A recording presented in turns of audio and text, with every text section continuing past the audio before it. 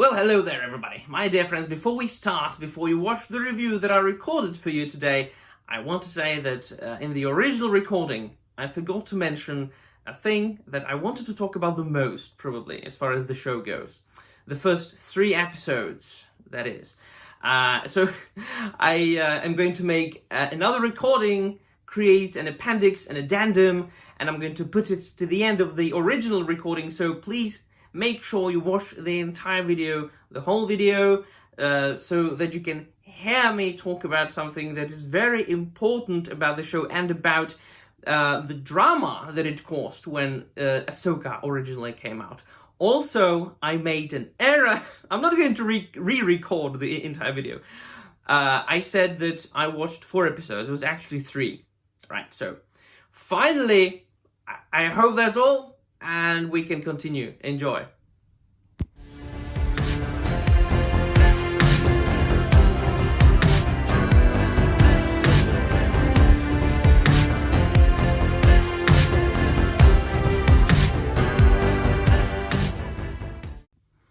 Well, hello there everybody, and welcome to another review video. And I am reviewing, my dear friends, in this video, Ahsoka, episodes 1 through 4. Why am I reviewing it so late, and why am I reviewing it at all? When I said that I probably wouldn't review shows like Ahsoka or The Acolyte anymore.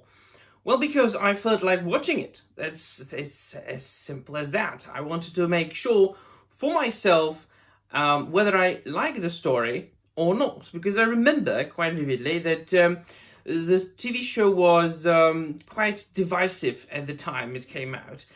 Of course, this is a thing that has been discussed on the internet over and over and over again. Star Wars, Disney, non-Disney, Legends, pre-Disney canon, Disney canon right now, and people going out of their way to find the smallest things to complain about. And although I am a fan of Star Wars, I have been a Star Wars fan my entire life, since I was 3 years old.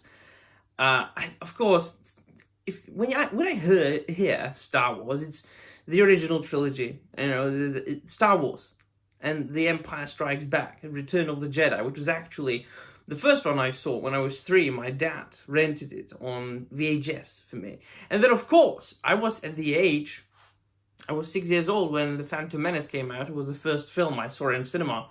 So I'm also a fan of the prequels. And then, of course, things like, I was a tremendous fan of the expanded universe. When I was a teenager, I read not all the books, but I read a lot.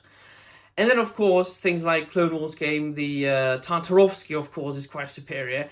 But then I didn't really mind the CGI animated Clone Wars. I quite enjoyed it. A lot of the episodes were fillers, especially those about the clone troopers. I didn't really enjoy these, but the story arc about Sergeant Tress, which is one of my favorite Clone Wars characters, and then about Darth Maul. These were interesting storylines, and the one about the guy who had like two children, and one of them was son. He was like a representation of the dark side of the Force, and there was a daughter, and she was a representation of the light side of the Force. That was quite neat. But of course, there are people.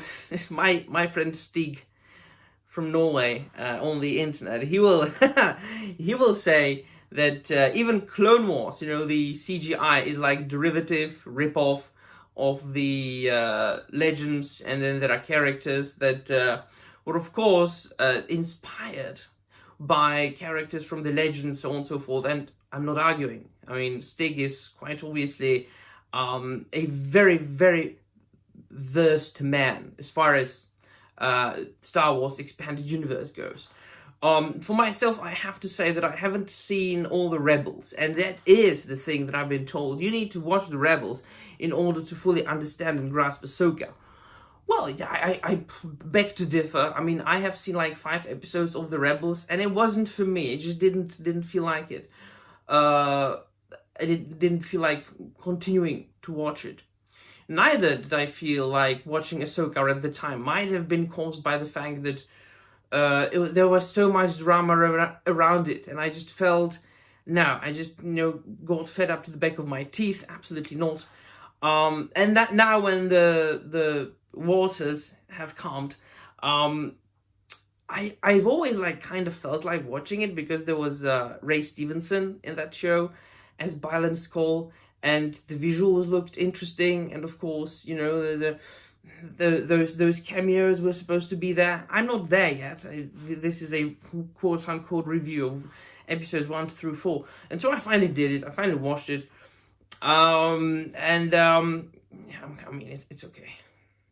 As far as the borrowing, some people call it stealing, of characters from the original like canon and putting it into the Disney canon. Like, for example, there was a character called Mary's Brood in the Force Unleashed video games.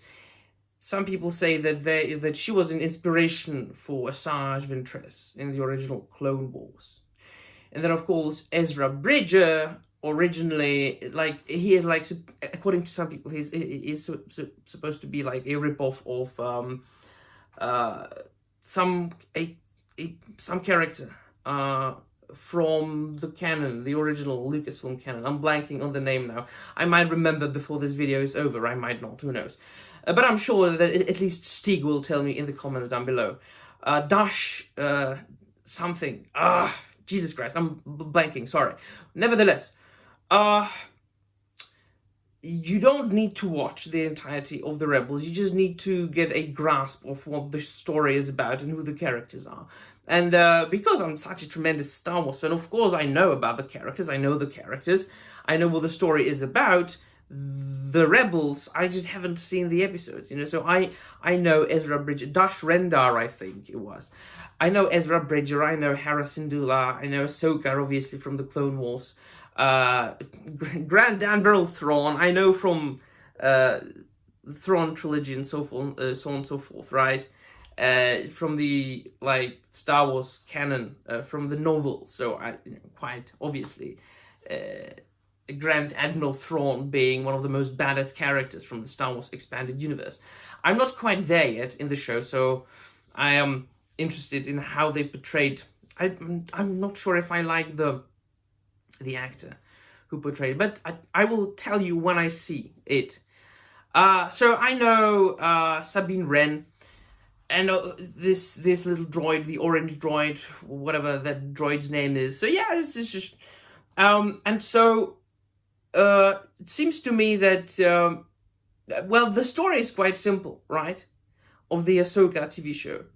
They wanted to bring back Grand Admiral Thrawn, who I think disappeared at the end of the Rebels TV show, along with Ezra Bridger. And both of them are supposed to be dead. But now in The Mandalorian, I think it was season 2 or 3 or whatever, we got to know that Grand Admiral Thrawn lives. And they want to bring him back. The witch from Dathomir chick. I can't remember the name now. Yeah, she like supposedly hired the services of Byron Skull and his apprentice, who are like fallen. Well, he's like fallen Jedi. Is he really fallen Jedi since he disappeared at the end of the Clone Wars or whatever, when the Jedi Order already was dissolved and destroyed. So he can't really be considered a rogue Jedi. I mean, the Jedi Order is no more. And he's got an apprentice. But he says, no, we are not Jedi. So neither Jedi nor Sith, Force users, wielding lightsabers, and they are helping the chick find Grand Admiral Thrawn, pursuing their own goals. Of course, it's not just as if they were just her, like henchmen. They quite obviously, as far as the 4th episode goes, obviously Byron Skull has his own goals that he is following and pursuing. And he hopes to reach them through helping, to find Grand Admiral Thrawn, bring him back, so that the empire can be restored. As easy as that. I liked from the from the 4 episodes that I saw. I liked the fact that they explained that, yeah, I mean, the empire might have been defeated, but like, you can't make a new republic out of the galactic empire overnight. So they say and explain that within the new republic sphere and strata, there are still people who are sympathizing with the empire, and even if they are not sympathizing with the empire, there are still a lot of Imperials in the New Republic. Some of them don't care who they serve, some of them don't care for whom they work, they just, like, want to live their lives. It's like every other transition of like government historically, the common people usually didn't really care who the king was. They just needed to continue, or wanted to continue, living their lives in the same way, or maybe, slightly better way. So they didn't really care who is in charge, as long as, their lives remain the same or better. As simple as that. And I like that. I very much like this aspect, that they really are delving deeper into it. I find the character of Sabine Wren very likable. The only gripe I have is, why did she have to cut her hair? That's just, that's a shame. She looked better with the long hair. I know everything, like, is a wig, but come on. Yeah, she looked better with the long hair. Other than that, it's a slower start. So I know, from what I've seen and heard, I know that the show is going to get more interesting, and that the show is going to get faster. The pace is going to get faster and faster and faster after 4, 5 episodes. So yeah, I am now at, I think, the line when the show is going to get faster and more interesting. And so I think that I'm either going to finish the show and then do the review of the rest of the show, or I'm going to review like 2 or 3 episodes at a time. I'll see, whatever I feel like doing. So let me know in the comments down below what you think. I must have forgotten 1,000 things, but don't worry, there are still more Ahsoka videos, Ahsoka reviews to come. So far,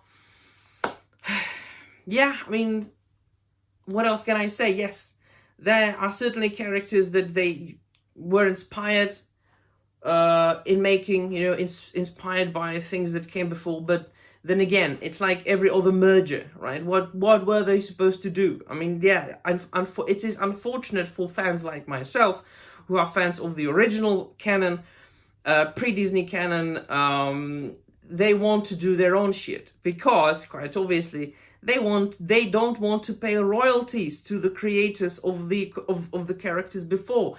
I mean, we have to think about things in a more complex, objective, and like intelligent way. We have to use common sense. It's not always because Disney hates you. No, it's because if they used a character from the past that was made up by somebody, they would probably have to pay royalties to that creator, right?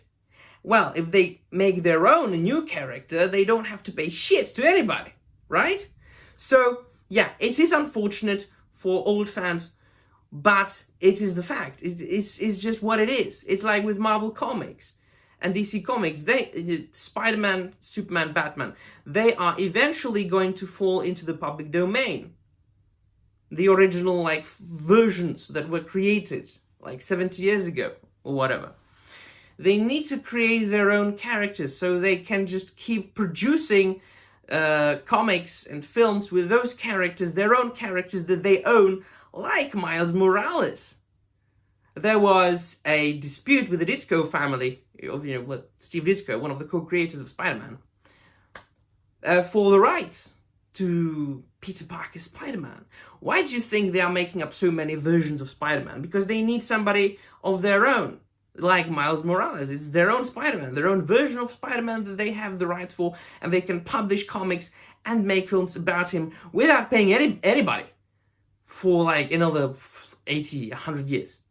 Sometimes it's all about the money. It's not about the hate. Please don't believe people who are telling you just, oh, the big corporations hate you. I don't think that in majority of the cases, those people in huge corporations even fucking care about us. So much so they can feel the hate inside their hearts. It's not everything is about hate. Come on, there's too much hate in the world already as it is. So the show's okay. It's not. It isn't The Empire Strikes Back. Come on, but it isn't The Last Jedi either. So let me know in the comments down below what you think. That'll be all. Thank you very much for watching, and may the Force be with you. Well, yeah, so I forgot to mention something that I wanted to mention, like, probably the most, and that's the stab wound that Sabine Wren suffered from the hand and the lightsaber of the apprentice of Byron Skull. I'm blanking on the name now. And, of course, people were comparing it to the stab wound that killed Qui-Gon Jinn in The Phantom Menace. I was very much curious about that when I started watching the show. Of course, there was the entire drama around it. It seems to me that whenever a Star Wars show comes out, it's more about the drama that people on the internet calls, rather than about the show itself. So, well, yeah, both those characters were stabbed with a lightsaber. But once again, I have to say, I'm sorry. We have to be honest about everything and absolutely objective, even if we are not fans of, even if somebody is not a fan of Disney. You might notice that Qui-Gon Jinn was fighting Darth Maul, and Darth Maul stabbed him in, like, here, in the belly, in the chest, somewhere in between. Which here, in this area, all the vital organs are there. All the vital organs. After that, Darth Maul had to fight it another duel with Obi-Wan Kenobi, and that took some time, of course, during which Qui-Gon Jinn was lying on the ground dying of his fatal wound, being an older man already and very much exhausted. It is quite apparent that the entire duel exhausted Qui-Gon Jinn to an extreme extent. So he was lying there dying, stab wound in vital organs. Whereas Sabine Wren, she was stabbed around here. And that's like, this is like the area where people in movies get shot and stabbed the most for some reason. Like the side of your belly, which basically somewhere around where the appendix is. There's no vital organs there. And immediately after that, I think she was, like, saved and brought to, like, medics. It's not the same. This wound was fatal. This wound wasn't fatal. I'm sorry. It's like in reality, if you got stabbed by a sword or by a knife here, it's quite different from being stabbed here. Especially then when professional help, is either available very quickly or not. These are not the same cases. I'm sorry, but not sorry. I mean, call me devil's advocate. I'm just the advocate of truth and objectivity. Your opinions might differ. Yeah, I mean, they will. So, finally, that's all I hope for the episodes 1 through 3, not 1 through 4. Jesus. And that'll be all. Thank you very much for watching, and may the Force be with you.